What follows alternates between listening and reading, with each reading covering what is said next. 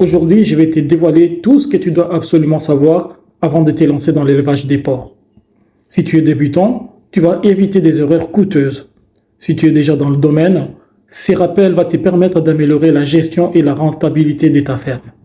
Parce que l'élevage des porcs peut être une activité très rentable, mais seulement si tu respectes certaines règles des bases. Et c'est exactement ce que nous allons voir ensemble après le générique.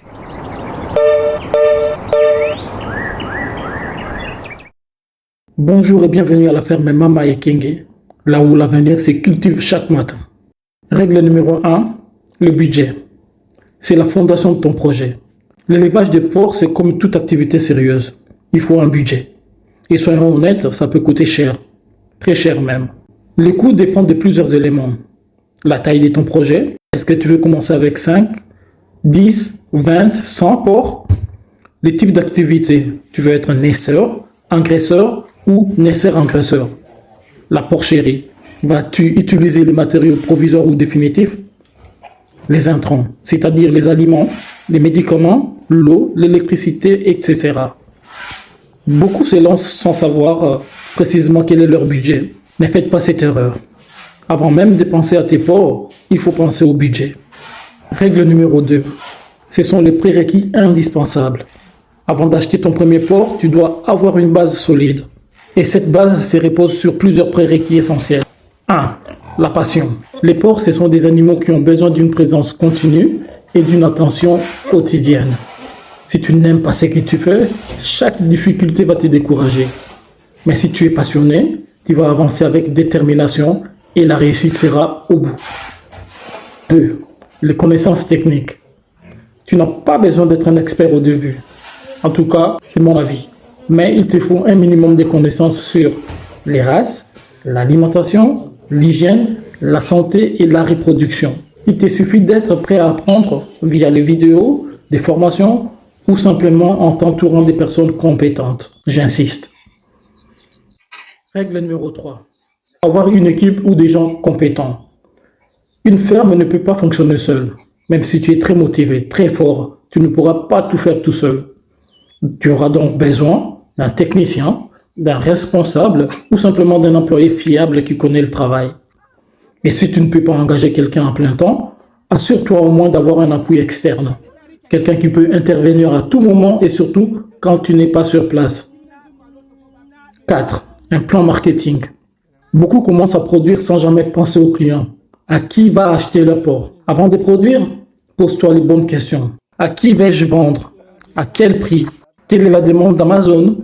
Quel type de porc se vend le mieux? Ainsi de suite. Tu as pas mal de questions à te poser pour pouvoir connaître et apprivoiser ton environnement. 5. Un business plan. Le business plan n'est pas un document compliqué.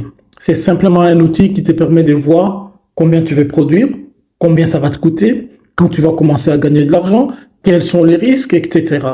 Bref, un bloc-notes à garder et à consulter pour ne pas perdre les caps.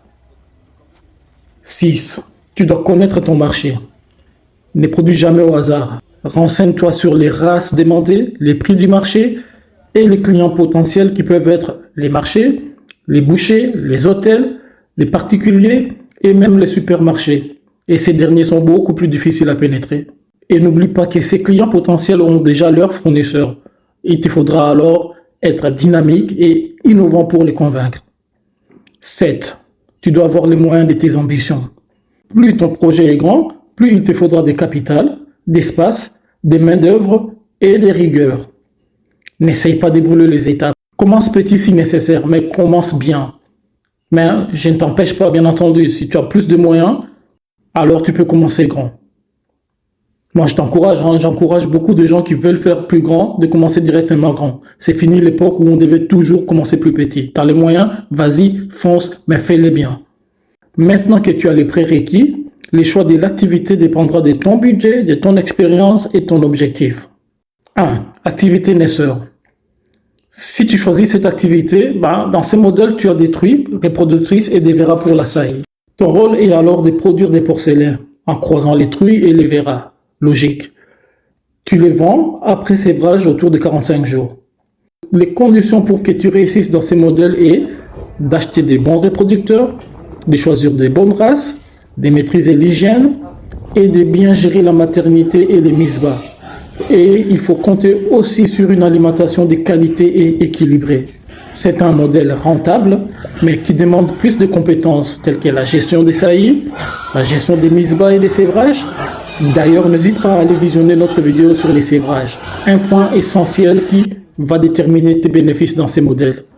Deuxième activité possible, c'est l'activité d'engraisseur. Dans ces modèles, tu achètes des porcelets sévrés. Tu les fais grandir jusqu'à atteindre le poids du marché, donc entre 80 et 120 kg, selon ta zone bien entendu.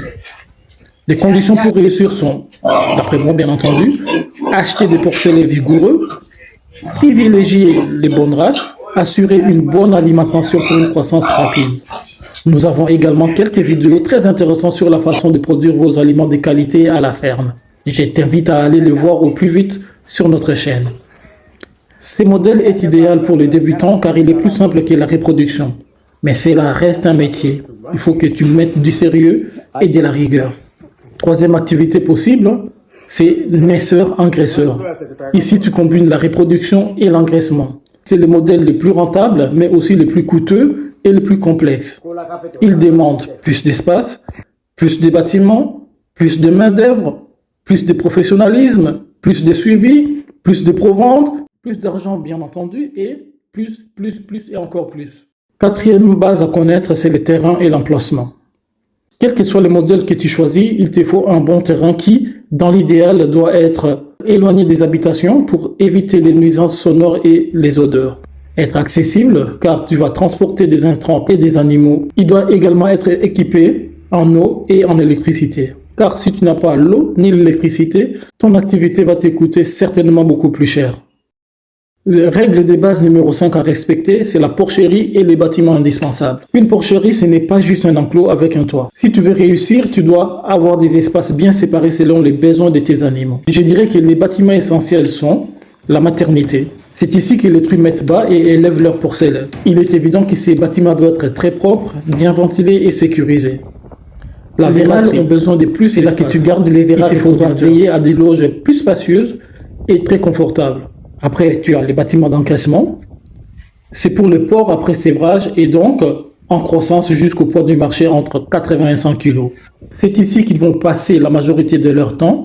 Donc, pense à leur confort avec un bâtiment bien aéré et propre. Et enfin, les bâtiments pour les truies gestantes et ou en attente des saillies, qui doivent respecter les mêmes règles de construction pour l'espace vital. Selon ton budget, tu pourras construire tes bâtiments en matériaux définitifs ou en matériaux provisoires. Et tu peux aussi combiner certains bâtiments pour économiser. Par exemple, un seul bâtiment, mais avec des loges spécifiques pour la maternité et les autres loges plus larges pour l'engraissement.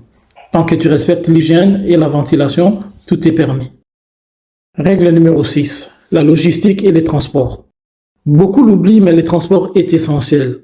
Tu dois prévoir un moyen pour transporter les aliments, un moyen pour transporter les animaux à la vente, un accès facile pour les fournisseurs ou les clients.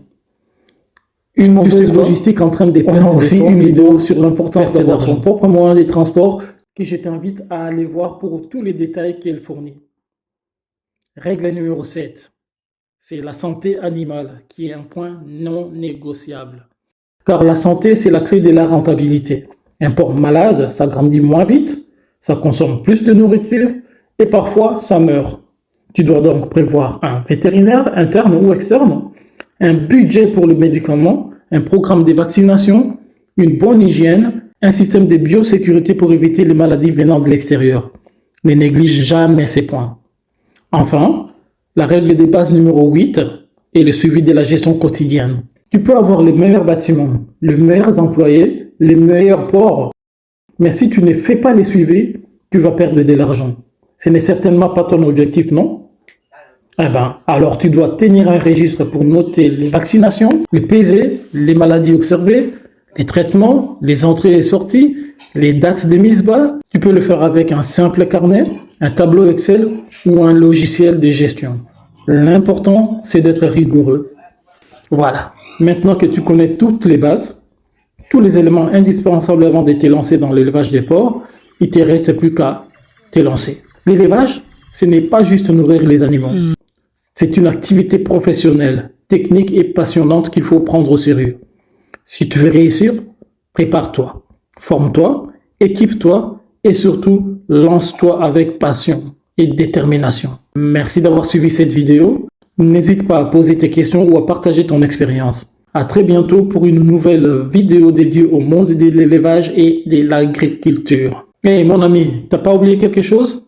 Tu sais quoi? Je t'invite à t'abonner sur notre chaîne pour nous permettre de continuer à partager nos connaissances.